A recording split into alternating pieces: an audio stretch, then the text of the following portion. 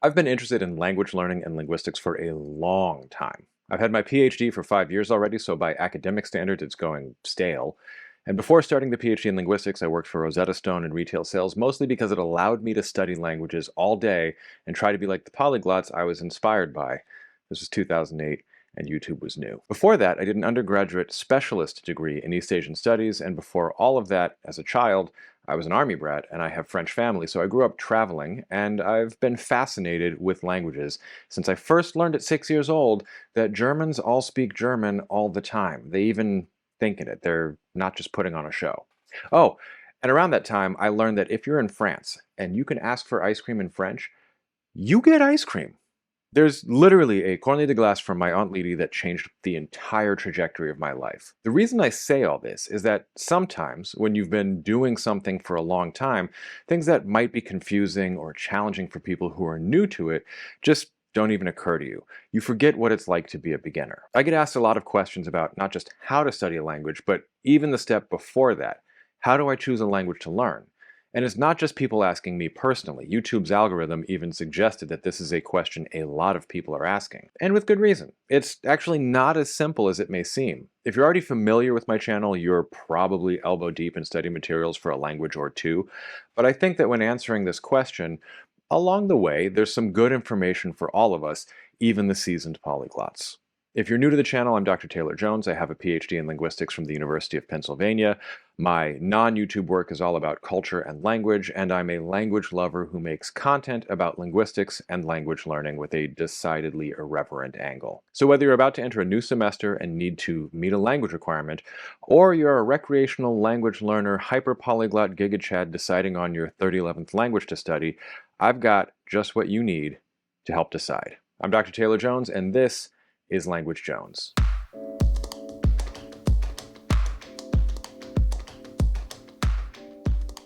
Today's video is brought to you by Lingoda. They're a language school with 5 languages, so that narrows down your choice, and they are exceptional. They have all sorts of excellent, glossy, high-quality teaching materials, but the real magic is the hour-long classes with native-level speakers that are a small group, sometimes one-on-one even.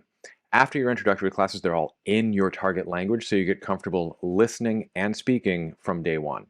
They offer classes in French, Spanish, German, Italian, and business English. And in some of those languages, you can work with them all the way up to a C1 level. You can fit their classes to your schedule because they have teachers around the world and it's remote and online. And they have different packages, including a sprint package where you challenge yourself to take an hour a day for 30 or 60 days.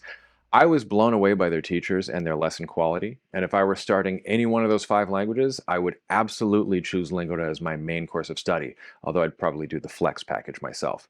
If you'd like to try Lingoda, click my link in the description below.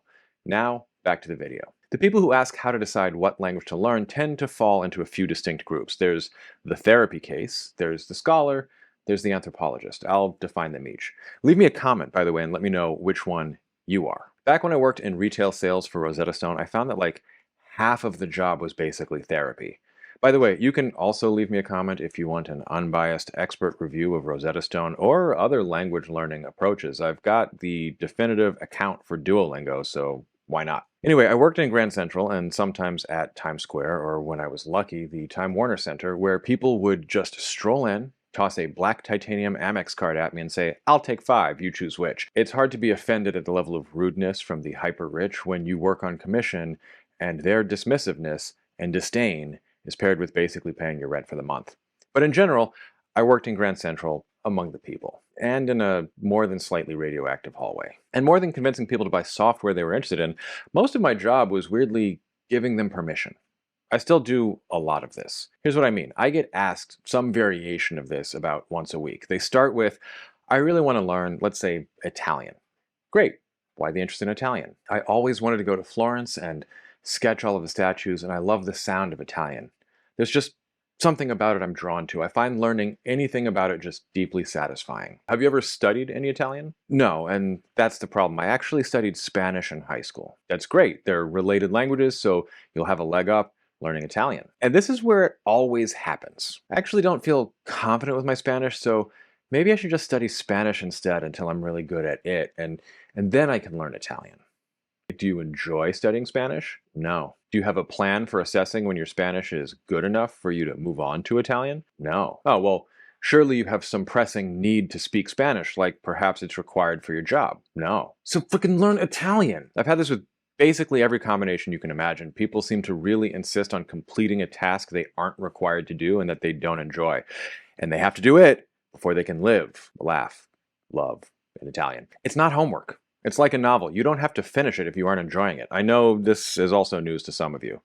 That's the majority of people asking how to decide which language to learn, but there are a few others, so stick around. But if that is you, you have permission to pursue what brings you joy, and you don't need it to be productive. And what's more, you never know when it will come in handy. In fact, one day, studying a language just for fun came in handy for me, and I helped save a man's livelihood, keep his home, and defend his reputation. It's story time. I like Persian.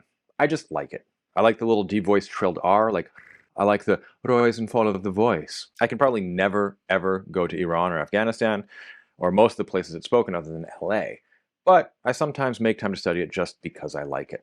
A few years ago, I was retained as an expert witness along with a colleague of mine, both based on our expertise in African American English and taboo words. I've got videos on both, so check them out. Not Persian, though. You don't need to know the details, but basically, this guy was fired for having said the N-word. The problem is, not only is he black, not only was he using it in a context that was positive, literally, I'm going to take all my neighbors to the Super Bowl, but he also did so in a rap song that he had written and performed years before he even worked for the company. So he filed a lawsuit. In the course of what ended up being an almost 5-hour deposition, my knowledge of Persian, in part, is what clinched things. Here's how. The defense for the company was Iranian American from California. They were dead set on proving that African American English isn't real, that it's ghetto slang, and that the guy who was fired was just using offensive language, and that he was the real racist. And my support of the validity of black English is also racist.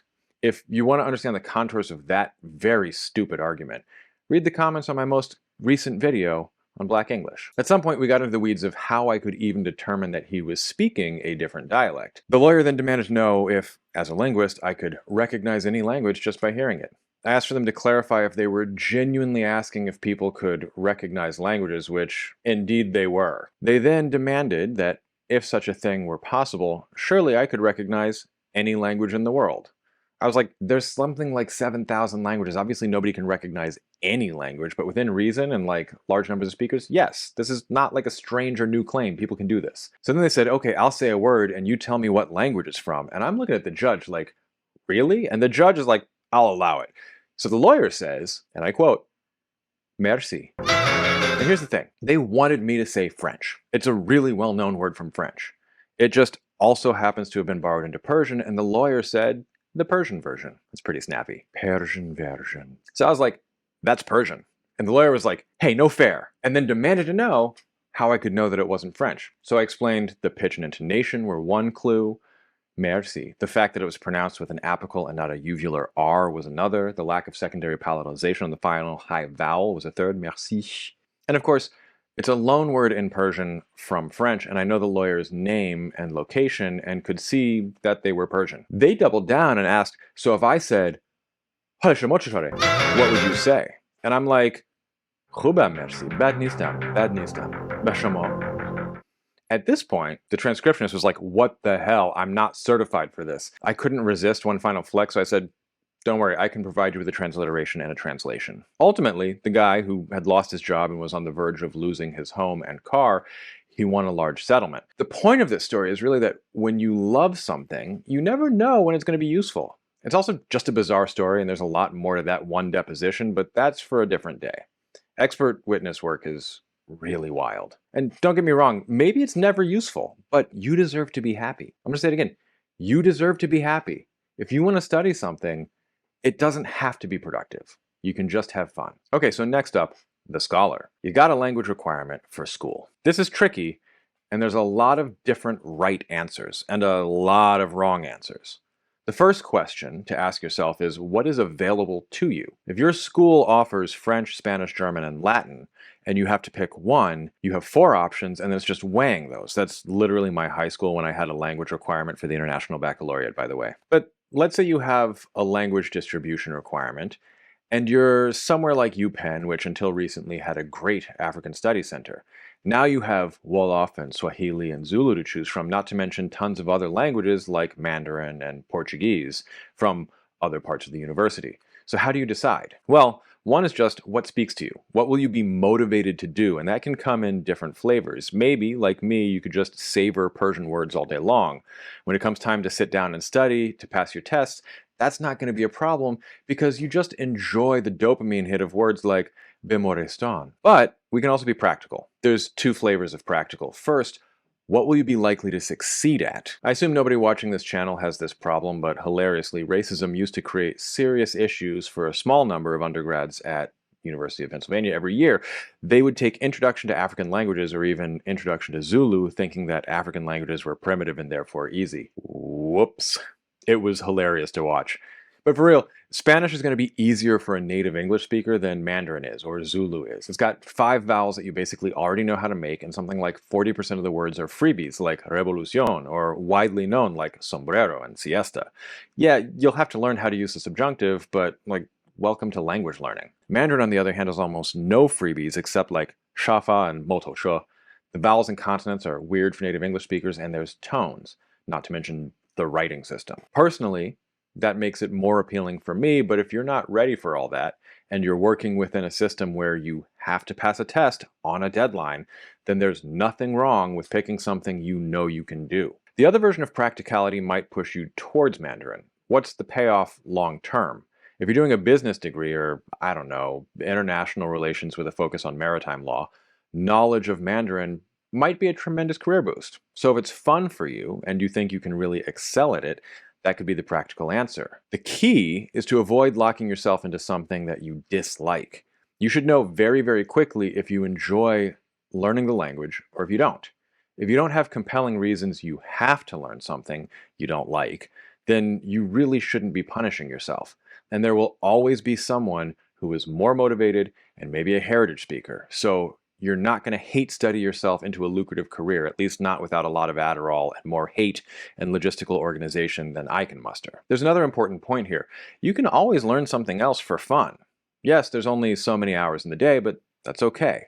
And a scholastic approach is by definition time-bound, so 3 months of, let's say, French for reading, and then a break when you recharge doing something different. French for reading brings me to the advanced scholastic side of things. Sometimes you need to be able to read broadly in a language related to your field, whether it's linguistics or opera. So German would be useful for me for historical linguistics, even though I don't have any real interest in it otherwise. In that case, I don't need to waste time learning how to order Kaffee und Kuchen after a Volksmarsch, but instead can really intensively focus on reading, passive recognition, and decoding skills, and that's fine. Lastly, there's what I call the anthropologist. Maybe you've studied a handful of languages, and you're deciding on your next, or maybe this will be your first foray into language learning, but your motivation is different than the previous two. You want to have new experiences. This may be around travel. You're likely the therapy case if that's the deal. It's more wanting to see the world through someone else's eyes. In this case, for a native English speaker, the 10 easy European languages you could learn might not really push you as much as you want. If you really want a challenge that tickles your brain, you'll want something typologically distinct from what you know. This could be something like Vietnamese, which doesn't really do pronouns in the way that we're familiar with, but has an entirely different socially defined system of address. Yes, I mentioned pronouns, take a shot. Or Zulu, where there's 13 or so adjectives, and everything else you think of as an adjective in English is either a verb, he's happying, or a nouny sort of thing. This brings me to a point that's relevant for all of you: availability and quality of materials. There's simply nowhere near the volume and quality of learning materials, especially for self-study, for languages like Zulu compared to something like French. Only you can know how motivated you are and how motivated you are to deal with things like confusing explanations and textbooks with more typos than correct words. I'm not saying it's time to break out the whiteboard and do a full cost-benefit analysis, although you can if you want to. But basically, for any of the 3 types, you should be weighing a few things. What are my study options? Are there lots of high-quality options to choose from? The anthropologist type interested in Native American languages might end up choosing Lakota over Na-Dene simply because there's so many more and so much better resources. The high schooler might end up choosing Spanish over French for the same reason. How much do I actually enjoy the language? Does the idea of it just give you butterflies, warm fuzzy feelings? You're going to be a lot more motivated to study that than something you feel is a tedious obligation. And beyond that, what's my actual plan? I have an entire video on that I'll link in the description, but there's an entire world between wishing you spoke a language and actually speaking it. As a wise man once said, if wishes were horses, we'd all be eating steak. Sometimes you get locked into something for a little while, for instance, if you're picking a language to learn in high school. But that's 4 years investment in a skill that will only help you with others if you choose. And for those of you about to make that choice this September, you've got an entire life after to learn whatever you want. Not to mention, you can actually learn things outside of school. As an actually wise man once said, never let your schooling interfere with your education. So, which type are you? Is there an undecided language learner type that I left out? Let me know in the comments. I want to give a big thank you to all my patrons. If you want to become one, you can at www.patreon.com/languageshones. You can also support the channel right here with super thanks and super chat. If you liked this video, YouTube thinks that you'll like this one too. And until next time, happy learning. And I meant it. You deserve to be happy. Yes, even you.